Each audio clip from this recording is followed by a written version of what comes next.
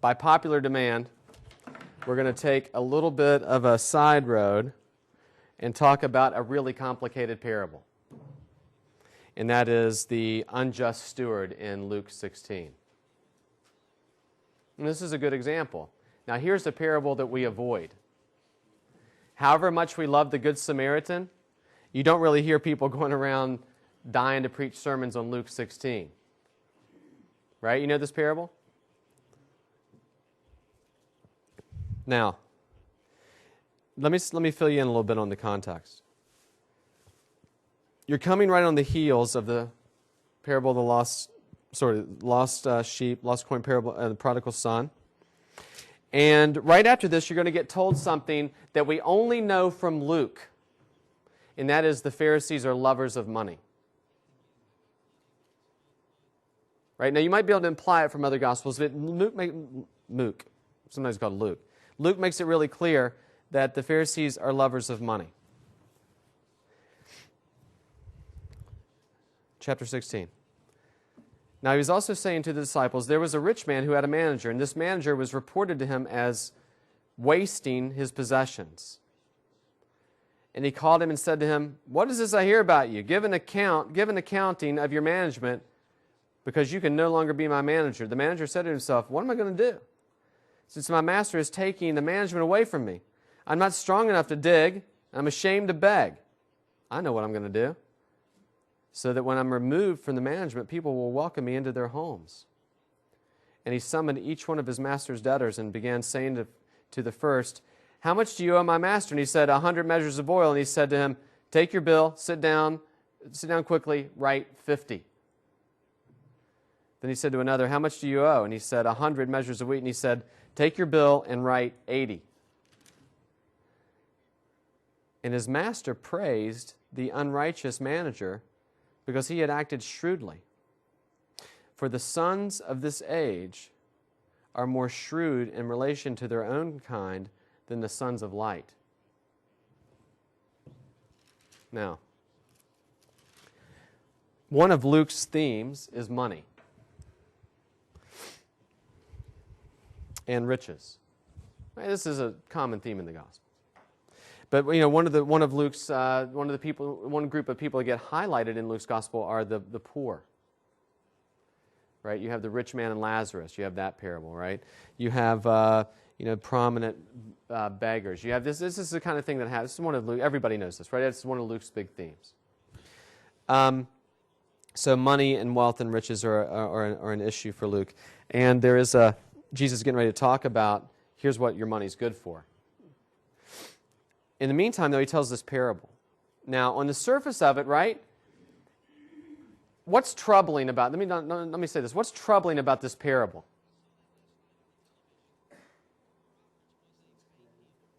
Yeah, he's commending for dishonesty. Now, one of the things we might try to do is figure out the sanctified way to be dishonest. Is there some kind of Christian way to be shrewd? Well, there is in a way, but the word shrewd can throw us off. Because Jesus, the manager commends this guy's shrewdness, but is Jesus commending this guy's actions in and of themselves?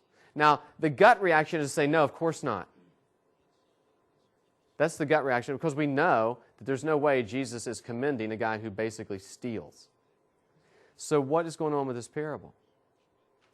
What's the point of this parable, besides being confusing? Well, think about it this way. We'll make sort of short work of this because we have a lot to do. The last verse is incredibly important. And his master praised the unrighteous manager because he had acted shrewdly. End. Now, commentary. For the sons of this age are more shrewd in relation to their own kind than the sons of light. So what's the point of this parable? I think what Jesus is pointing out is that in this parable, as in the world, you have a guy who is doing what? He is pouring himself, it's totally dishonest. He's pouring himself and all of his effort into doing what? Securing his future. right? And looking out for his own good and securing his position. He's looking out for himself, and he is sold out for doing it. So much so that he goes over and above and beyond, and he misuses somebody else's money. I think it's this guy's commitment to these worldly, monetary, and whatever else we might say. It's his commitment, it's his sold-out commitment to these ends that Jesus is commending. In other words, the children of darkness, the children of the world, are pouring themselves into things that are not ultimate, and they're breaking their necks. They're stopping at nothing. They're stopping at nothing to attain the things available to them in this world. Why are the children of light not living in a similar way, but not, of course, for the things of this world, not for money? Why are the children of light being outstripped in terms of the way they sell themselves out and pour themselves out for ultimate things, like treasure in heaven, for instance? And I think that's what's going on with the unrighteous steward. Jesus isn't saying you need to figure out Christian ways to be sly. Jesus is saying you need to do what? You need to be living full bore, 100%, not for the things of this world. The things of this world are enough to drive people in this world to live 100% for them. Why we who are focused on ultimate things, not money, why do we not live in a similar way? Obviously for different ends, right? And he's going to go on to talk about the Pharisees who are lovers of money. What this really is, it's all about sort of a right relationship with God, because he's going to go on, and also with one another ultimately, he's going to go on and talk about the Pharisees who are lovers of money. And he says, you know those who justify themselves in the sight of men, but God knows your hearts. For that which is highly esteemed among men is detestable in the sight of God. The law and the prophets were proclaimed until John. Since the time of the gospel, the kingdom of God has been preached, and everyone is forcing his way into it. But it's easier for heaven and earth to pass away than one stroke of the letter of the law to fail. Everyone who divorces his wife and marries another commits adultery. And he who marries one who is divorced from a husband commits adultery. What is verse 18 all about? Why all of a sudden adultery? He's been talking about money, right? And all of a sudden now he's talking about devotion, true devotion to God, and now he's talking about divorce.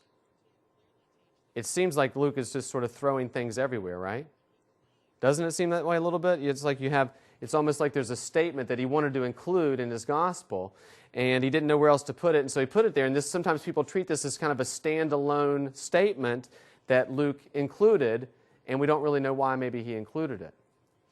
Well, in this section, I think what Jesus is doing here is he's talking about the things that should characterize the children of light, the people of God, over against those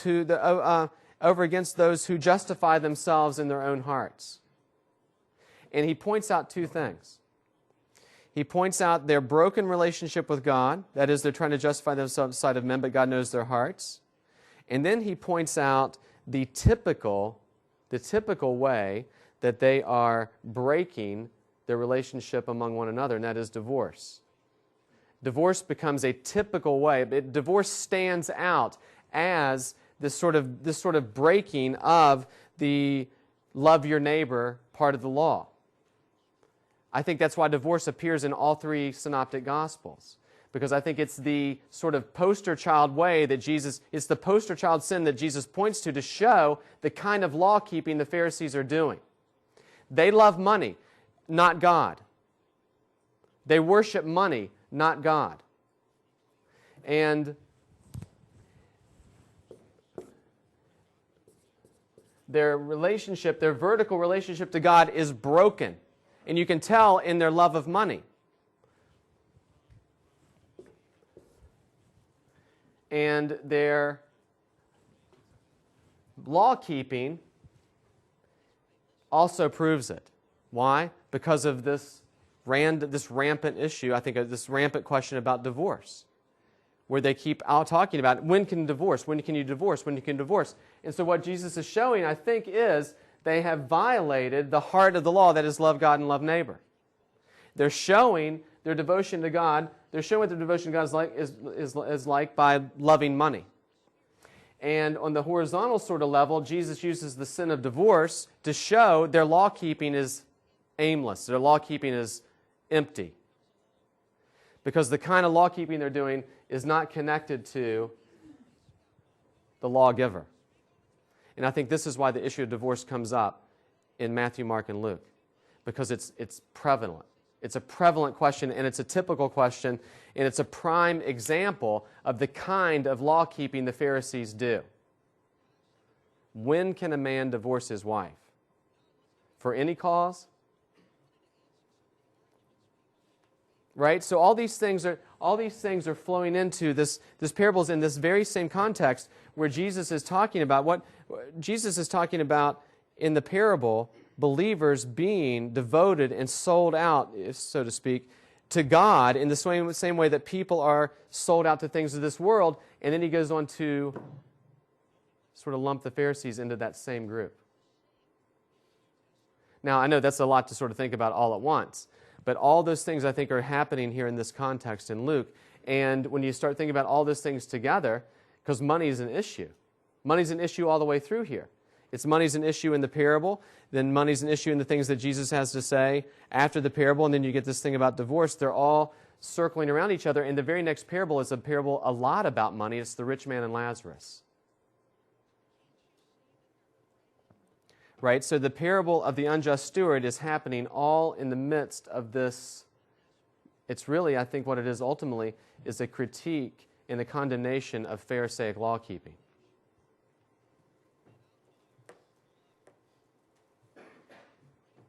Sufficiently vague?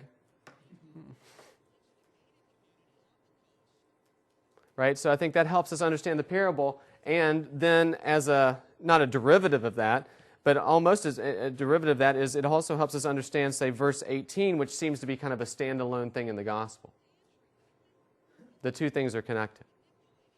You have a issue of idolatry, and then you have this issue of what we might say called social justice. Or the social issue of the law, the horizontal plane of the law, right? And both the behavior of the Pharisees on both planes points to the fact that their law-keeping, their devotion is hollow, and not really to be separated from the children of darkness, or the sons of this age. I keep saying the children of darkness. Okay? Any general questions about that? I know it came kind of fast and furious, but yes. Yeah, just quickly. And verse 9, I think verse 9 is here's Jesus. Jesus is talking about the use of money. Money has its use, and its use is to be spent on others. And I don't think he's saying buy your own. He's not saying buy your friends. I think what he's saying is spend your money for the right reasons. He's not condemning money outright. It's the use of money that he condemns. And here he's saying, here's what you use money. Money is temporal. Money is what's the right word? Wealth of unrighteousness. Right? I think in the King James, I think it says filthy lucre or something like that. It's a great phrase. I think that's in a Clint Eastwood movie or something, isn't it? No, it's okay. And don't blog a movie or anything either. I mean, don't search a movie. But anyway, I think that's what he's saying. He's like, money is temporal. It's not going to last. Right? So don't live for it. Use it. If you have it, use it for the right purposes. I mean, that's a nutshell interpretation of that verse, and there's more to say, but I think in a nutshell, that's what it means. It's pointing out the insanity of living for something that's totally temporal. And money's not the only, money's a typical issue, right? When I say money's typical. It's typical of idolatry. Just like divorce is typical of breaking all sorts of social sins. It's the typical sin of the time. It sort of rises to the top. And Jesus can show how the law has truly been broken because the law is always vertical and horizontal. We'll talk about that when we get to that section of the Bible. Okay? Any other questions? Well, that was a short sort of treatment of the Gospels. I know, it's just basically principial. And then how to handle some parables. You know, you do want to always make sure you try to seek a main unifying point in all the parables. That's not to say there's only one point in a parable, but there is a main unifying theme. And don't forget the parables. The parables are meant to be applied to ourselves, and not just the explanation of a story. Right? You have to be careful because it can be easy to preach or teach a parable and basically end up with having it just being a good and interesting explanation of what the story is all about. But don't forget, the parables, one of the big things that the parables do is they confront us with the reality of the kingdom, which challenges us at every level. And the parables come to us and demand a response. Right? They sometimes are meant to change behavior, and sometimes they're meant to urge on certain behavior. And there is almost always some element of judgment, warning in the parables. And as I like to talk about, I think the parables offer the parables offer a good mix, an example of a good mix of eschatology and wisdom. Now we'll talk about wisdom literature in a little while in one of the upcoming sections. But wisdom literature and acting wise in the Bible means a particular kind of thing. And in the parables, it's recognizing what is meant to be done and doing it in the light of the fact that there is a future.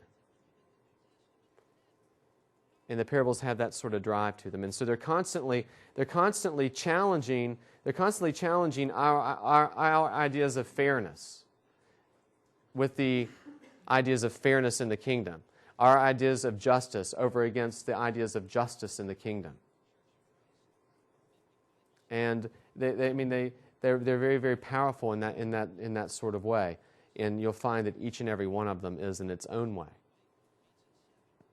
So, having said all that, a few things to watch out for in the parables. Remember, when you have kings and managers and things like that, Jesus makes it really clear, either implicitly or explicitly, that person is standing in for God in the parable. But sometimes you'll find that the kings act in ways that seem sort of arbitrary. Do you understand what I'm talking about? You know, the kings will say, "Don't you know that I reap what I don't sow," and things like that. And you think, well, that's kind of weird. It's God. But remember, the parables are not systematic treatments of God in all of His attributes. They're stories of comparison. Right? And so when we press and press and press the figures in the parables to sort of match up to, say, a list of the attributes, either communicable or incommunicable attributes of God, we're going to come up short and end up pretty shaken. The parables don't function that way. The characters are analogous and used in comparison. It doesn't make them one-to-one. And that could be one of the big problems with sort of some allegorical interpretations, is if you really start pressing one-to-one correspondences between things, especially big main characters in parables where they're meant to be characters like God, like say the parable the guy who owned the fig tree, and he's like, "Cut it down, I'm sick of it," and then the vine dresser comes on and says, "Come on, just another year."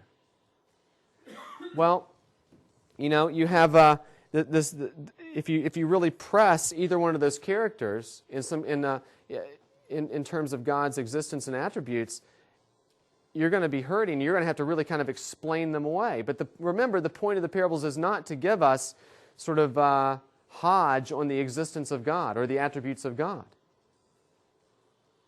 I mean, I'm all for Hodge and the attributes of God. I'm talking about Hodge, the systematic theologian, of course. Or any other, you choose your systematic theologian. But it's just that's not how the parables are functioning. And we have to let the parables speak the way they're speaking and not try to rework the characters. And it can be very, very tricky and require a lot of explanation. And that's why asking and answering the right sorts of questions are really important, because you don't want to lead people down sort of trails on what would have happened if the father in the parable of the prodigal son, well, what if he'd said, no, you can't have your inheritance? Well, then it'd be the parable of the son who got turned down when he asked for his inheritance. It doesn't really do the same thing, in the context. So we need to be really, really careful. Yes? When teaching a parable or parables, is it important if you have blocks of parables that are one after the other, communicating a central theme, to make a reference to the other parables? Yeah, definitely. Okay. Definitely. I think the question was, should we make reference to other parables in similar context? Without a doubt. For instance, if you're preaching on the unjust steward in this section where there's a lot about money, or if you're preaching, say, on the upcoming parable of the rich man and Lazarus, right? And then there's a question about whether that's a parable. In my view, it flat out is, but that's debated. If you're preaching that parable, then you're going to want to make mention, say, of the unjust steward, or Jesus is comment about the Pharisees loving money. And the more you can do that, the better, because the parables are wholly contextual. Right? That's why, if you think about it, the same parables will appear sometimes in different places. Now, is it true that Jesus, I'm certain, told these parables more than once? Yeah, I think without a doubt we can say that. But they're carefully placed by the evangelists, right? In terms of certain things being left out, certain things happen before maybe this parable is told, and they're carefully placed because they're meant to be read in the context. Right? They're a literary genre inside a literary genre, which makes them very, very interesting. A follow-up question to that. This could be a little bit out of the context of the class, maybe more of a preaching question, but I guess, then how would you determine, would there ever be a scenario where you would need to read all three, and how would you pick? Yeah. Well, let me give you an example. The question is, what if you have three related parables? Well, what about let's say the lost sheep, the lost coin, and parable? I think that, yeah, in my view, you ought to read that whole thing, because the parable of the prodigal son kind of brings the themes all together, including the theme of rejoicing. And then you get an added theme in the parable of the prodigal son that you don't have in the other two, and that is a refusal to come in and take part. Right? And I'm not saying the other two parables simply act to serve the parable of the prodigal son, but there you get this big emphasis on rejoicing and calling people in to rejoice. And then the boom is lowered as you get this son, right, who comes up to the father. The father says, son, he goes out and greets him and says, son, come in, your brother is home. And what's the rebellious son say? He doesn't even call him father. He says, this son of yours, not my brother. The servant comes out and says, your brother's home. The father comes out and says, your brother's home. He says, this son of yours, who's wasted all your money, I'm with you all the time. What does it reveal? It reveals the sort of law-keeping the Pharisees are doing. It's law-keeping apart from the lawgiver. It's not done out of, the law-keeping the Pharisees are practicing. And this is how it spills over into chapter 16 that we're talking about a little bit ago. It's all connected in a piece. The law-keeping the Pharisees are practicing, yeah, it's law-keeping, but it's not out of devotion to the lawgiver. And that's where they're missing it. Even if they're keeping it to the letter, they're keeping it not at all, because it's not done out of devotion to the lawgiver. Yes, and this will be maybe the last thing.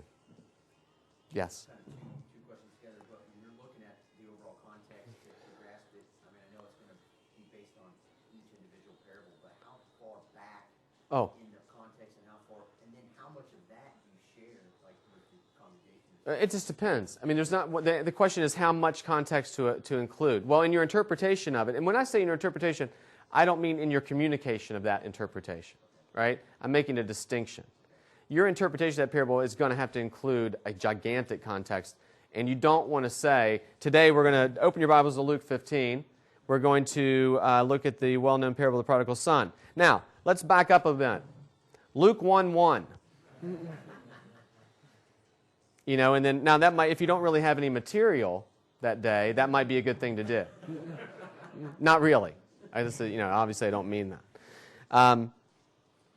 But you need to bring in enough to set the parable in its context. For instance, the parable of the Good Samaritan. Who's my neighbor? There's a discussion between Jesus and this young guy about the law. You know, love God and love your neighbor. That's good.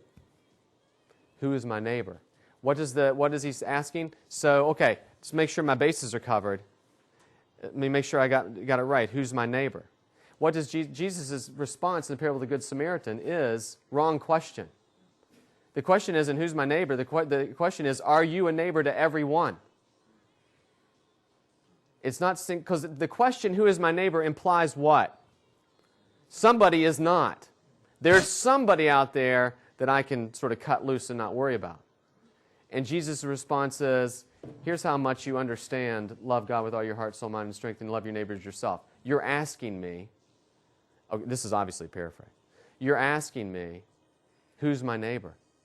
If you understood the greatest commandments, you wouldn't ask who's my neighbor. You would be a neighbor to everyone. Right? But you leave that discussion out of the parable of the Good Samaritan, and then you just got a parable about this is like Jesus. You need to be like Jesus. Forgiving. Helping people. Jesus helped people, you help people. Jesus healed people, you heal people. Well, I'm totally on board with Jesus healing people and me needing to heal people. Yeah, sign me up. But that devalues the parable when we read it as a standalone thing. And we don't see that Jesus, this is how the guy says, who's my neighbor? And then Jesus answers with a parable that says, you know, 1, wrong question. 2, by the way, you be a neighbor. You be a Samaritan, of all things. Okay? That's a great question. All right. Well, we're going to shift gears pretty dramatically now. We're going to travel back to the Old Testament and consider next what to do with the genre of law or legal literature. We won't be able to uncover everything, but we will talk about the basic things that we need to have in mind when we're reading law.